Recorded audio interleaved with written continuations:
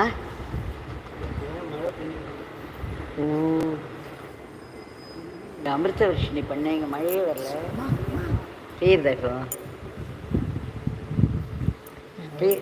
so the rain is coming. Okay, very good. All thanks to God.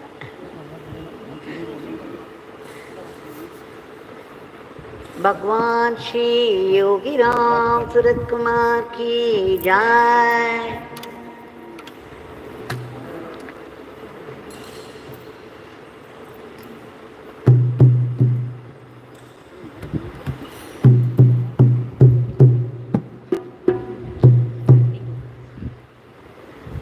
अमृतवर्षिणी पर अमृतवर्षिणी योगी राम सूरत कुमार योगी राम सूरत कुमार योगी राम सूरत कुमार जय गुरु राया सूरत कुमार योगी राम सूरत कुमार योगी राम सूरत कुमार जय गुरु राया योगी राम सूरत कुमार योगी राम सूरत कुमार योगी राम सूरत कुमार जय गुरु राया Yogi Ram Surat Kumar Yogi Ram Surat Kumar Yogi Ram Surat Kumar Ram Ram Ram Ram Ram Ram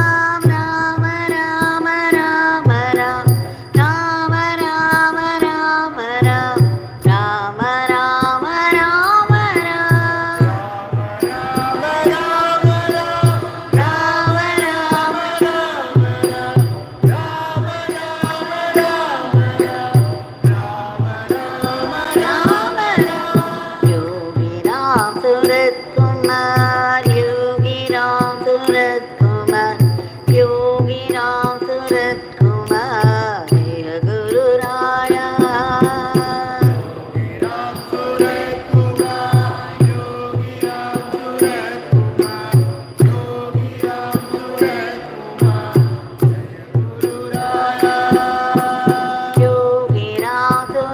Kumar, Yogi Ram Surat Kumar, Yogi Ram Surat Kumar, Jaya Guru Raya.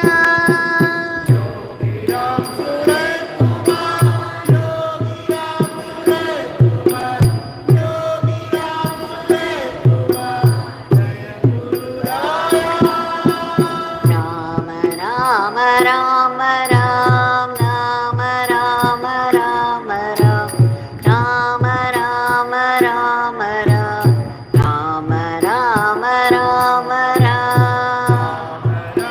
Rama Ram, Rama Rama Rama Ram, Rama Rama Rama Ram, Rama Rama Rama Ram.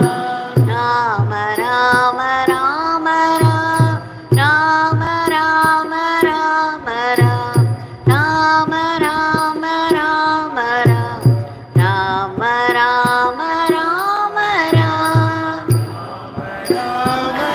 Rama Ram, Rama Rama Rama Ram, Rama Rama Rama Ram, Rama Rama Rama Ram.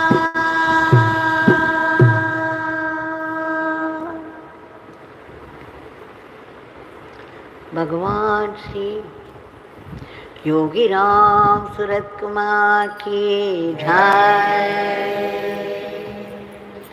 सर्वं Yogi Ram Surat कुमारार्पणमस्तु।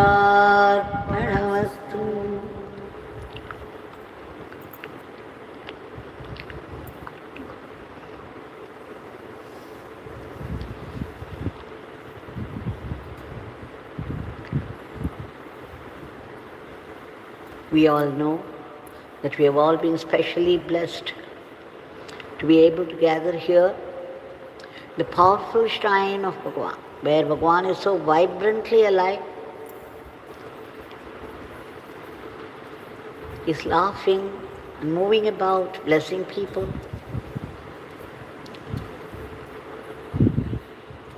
And every day, He's giving us a new day of 24 hours and equally to all.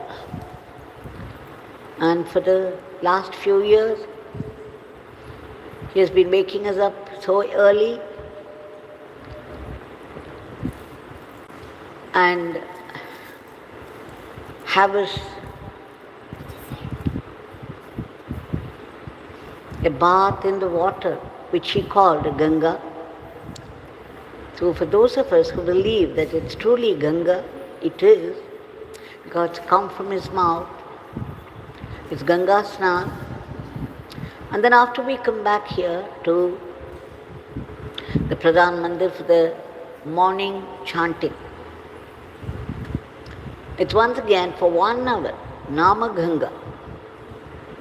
We take a Nama Snan, which purifies not only the body but also the mind, drowning us in its holy shower. In celebration of this grace, we have offered the Nama lotuses in deep gratitude at His lotus feet.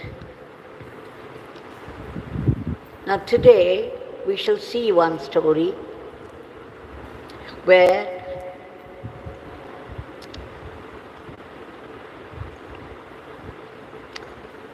what it is to do sadhana and how to depend upon God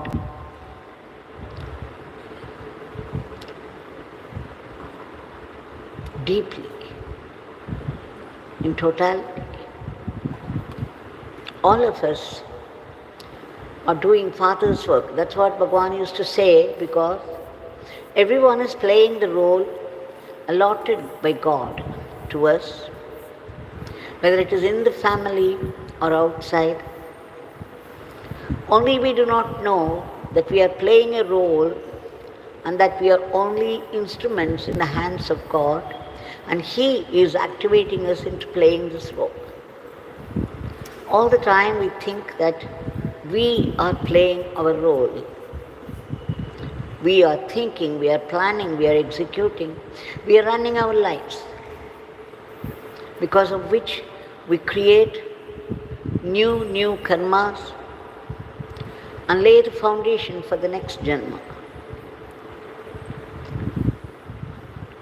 So, here is the story. There was a sadhu who was sitting on the bank of a river on a stone, and he kept on doing his japa with closed eyes, as was his wont. Because it was a common river, it would naturally belong to everyone. A dhobi came with his burden of clothes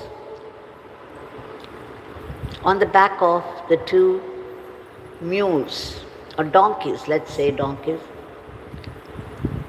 So he brought them to the river, and then he unfolded, began to wash his clothes in the river.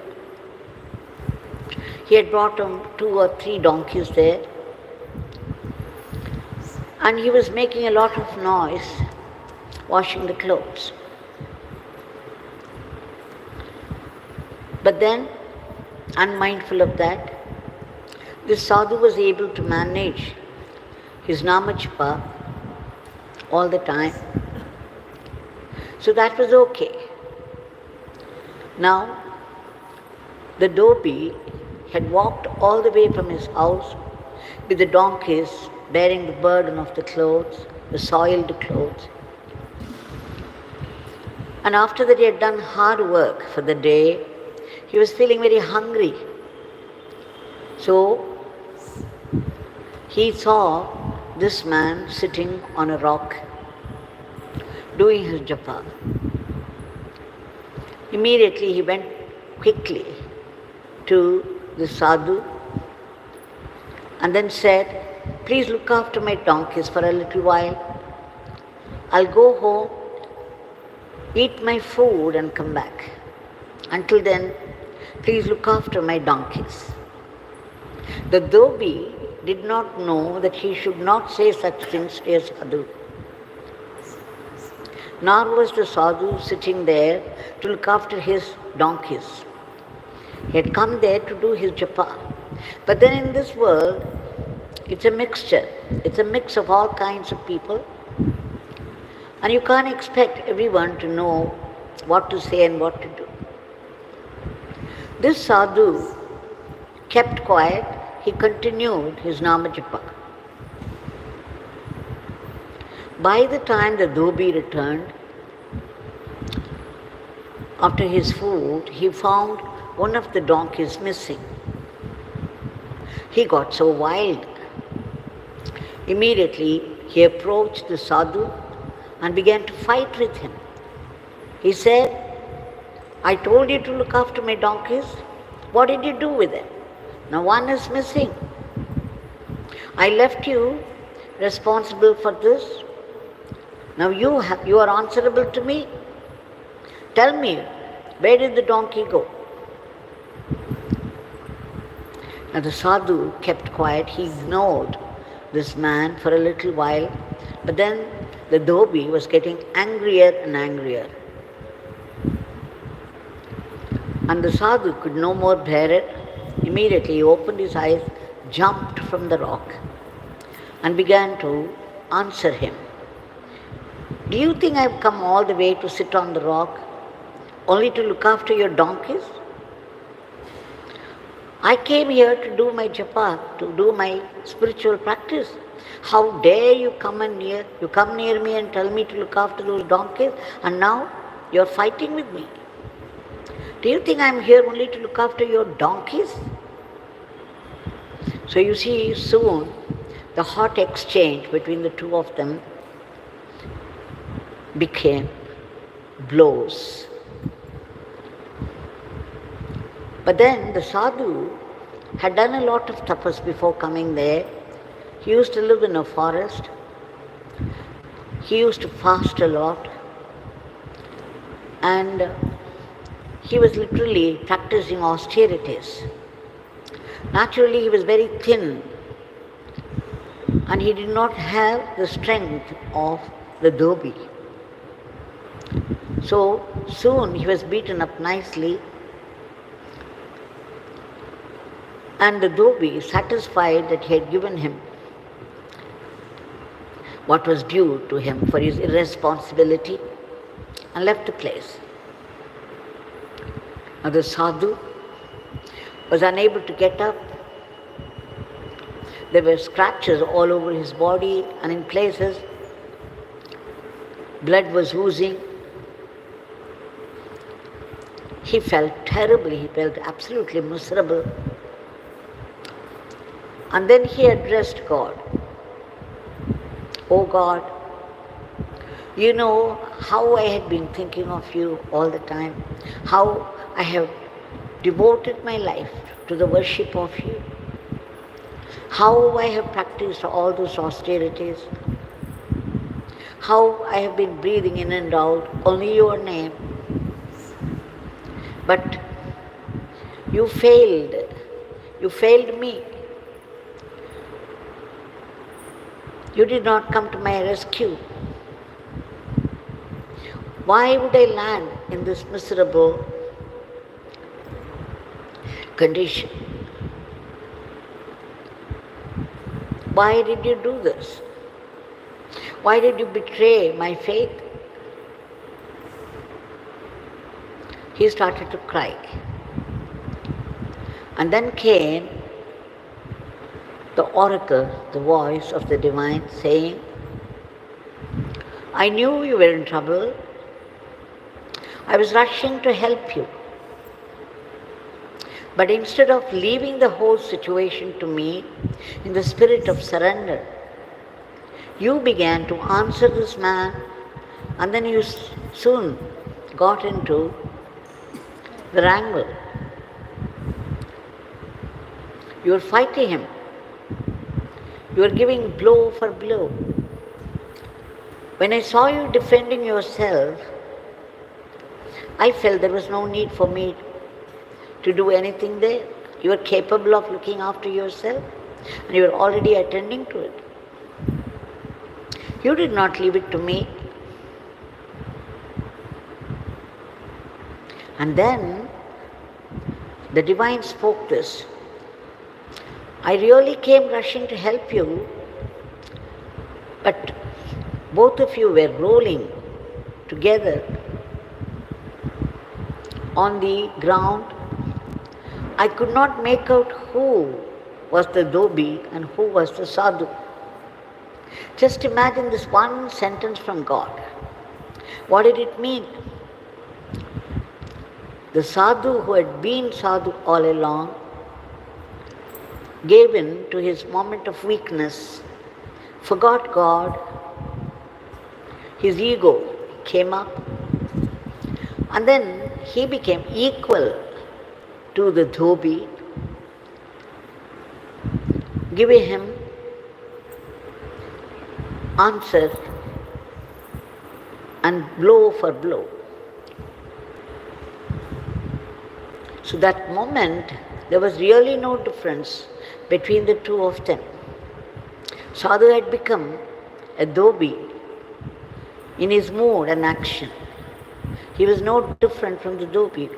All his austerities, his worship of God was forgotten. Only his ego was at play. And he was equal to the dhobi. So when God said, I could not make out who you were and who the dhobi was. It came as a slap to the sadhu, and who realized instantly what he did, how he failed his God. It was not that the God failed him, it was he who failed God in his worship. So here we see this happening among the sadhaks all the time. We keep on chanting the name, we elevate ourselves to a higher mood, and suddenly there is a test,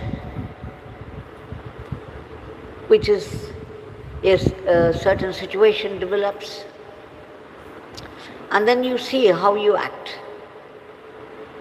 If your sadhana, all the sadhana that you've done stands by you, you would still be noble. And you would do the right thing in the spirit of surrender to God. But then, we are so much addicted to this ego self. Over lakhs of janmas, we had lived with the idea that we are the body. And that we have a biodata. So completely rooted in the ego self, it takes a lot of austerities and tapas before we come to understand that we are not this body, we are the noble soul. So you can be sure, that's why Bhagavan said, the higher the interpretation you give to any happening, the closer you are to God. And reversely, the closer you are to God, the higher will be the interpretation that you give to any happening of life. If sadhu had not reacted immediately to the burning words of the dhobi, had left it all to God, it would have all been very different. But then addicted as he was to the ego self, despite all the austerities, the residual ego self reacted. So one has to be very vigilant in our sadhak's life. From moment to moment to moment, we must give only a high interpretation to every happening. That everything happens only by the will of God, and whatever happens is all right. Just as Bhagavan used to say, Bhagavan would say, if father keeps this beggar healthy, it is all right. If father should keep this beggar unhealthy, it is all right. If father should keep this beggar happy, it is all right. If father should keep this beggar unhappy, it is all right. What matters to this beggar is father's work. Father should be satisfied with this beggar's work. That's all that matters to this beggar. It doesn't matter how God keeps this beggar and where. This is the true spirit of a sadhak. But Bhagavan was beyond all that. He was not only rooted, he was established in that. And there was no individual in him to react. If he did not take food for 3 days because it was not available, it was still God's grace for him. Everything was Father's grace. Nothing seemed out of place for him. Nothing seemed offensive to him, because everything happened only by God's grace. And whatever happened was meant for his own good. It was grace. So let's remember this lesson and offer our today's prayer at the lotus feet of Bhagavan. Bhagavan, we beg you again and again, a million times, for your immediate divine intervention to bring forth a dharmic normalcy to today's world, which is now full of violence everywhere. There's lack of harmony, order and discipline. People live any way they like, without any values. And they create a philosophy of their own to justify what they are doing. And there's already the war between the two countries with its disastrous, devastating results. And there is the attack, unexpected, sudden attacks of cruel diseases and furies of nature. Bhagwan, we beg you again and again to stop this war immediately and bring forth peace and harmony. There should be no mention of this word war at all among the countries of the world. Only you can do it. And Bhagwan, please bring in harmony, order, and discipline into the lives of people. We beg you to keep those cruel diseases and the violence of nature under control. We also beg you to uproot all the asuric thoughts, all the negativities of the human mind that are responsible for today's world as it is. We also beg you to reach out to all those people who have been stranded in varied parts of the world. They may belong to different countries, speak different languages, and of different religions. But due to their past karma, they've all been trapped into some suffering or the other, unable to get help or protection.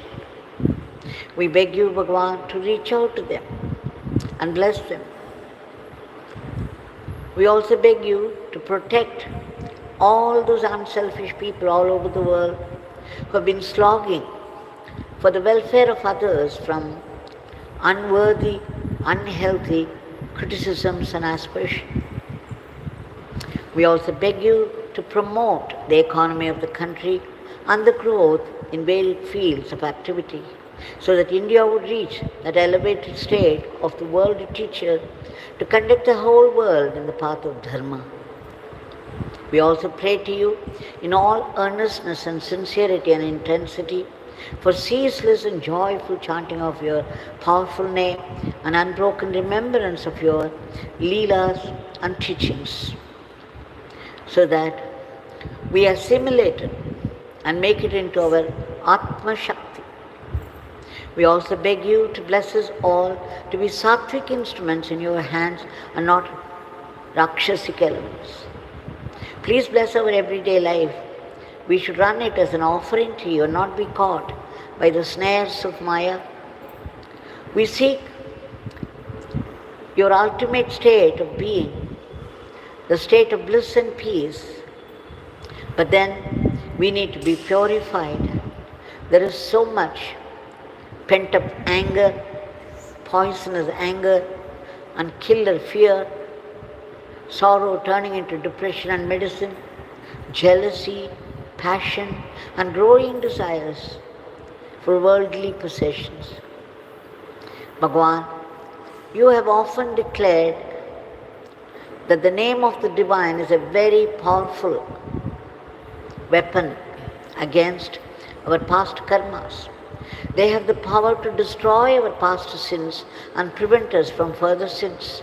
We take refuge in the powerful name of yours. Please bless us to get purified.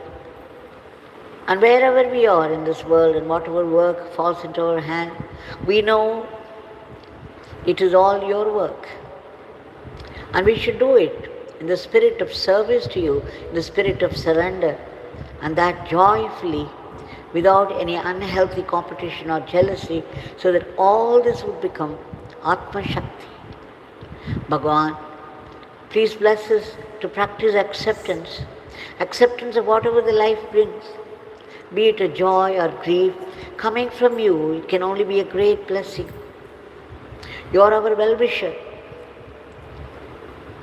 And when some past bad karma plays up, life changes completely. It reverses. Whatever we say, whatever we do, misfires, and we collapse. We resent you and your grace, and we blame bitterly everyone else for our own failures. But then you, out of your compassion and generosity, put a blessing also in the punishment for our past bad karma. And that is our saving grace. It pushes us back towards you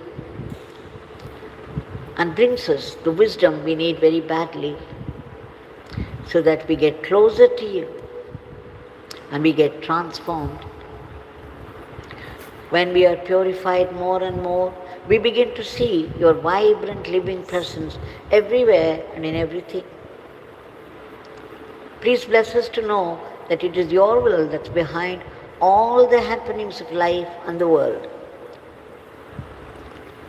Please bless us to be grateful to you even for the adversities of life. For you have said, for those of us who continue to chant the name and do seva, even in the times of utmost difficulty, your Father would convert all the negativities into great blessings.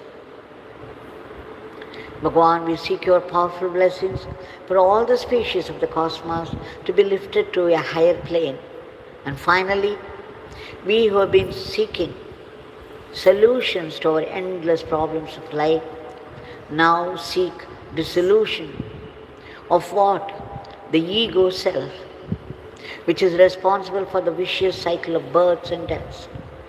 The utter selfishness, the I and mine, the tyranny of ego that rules all our lives. We beg you, Bhagavan, to uproot this aham bhava and promote the atma bhava, so that we be blessed with that immortal life, that eternal living and eternal servitude to you, that supreme, eternal entity. Jai Yogiram Sarat Kumar.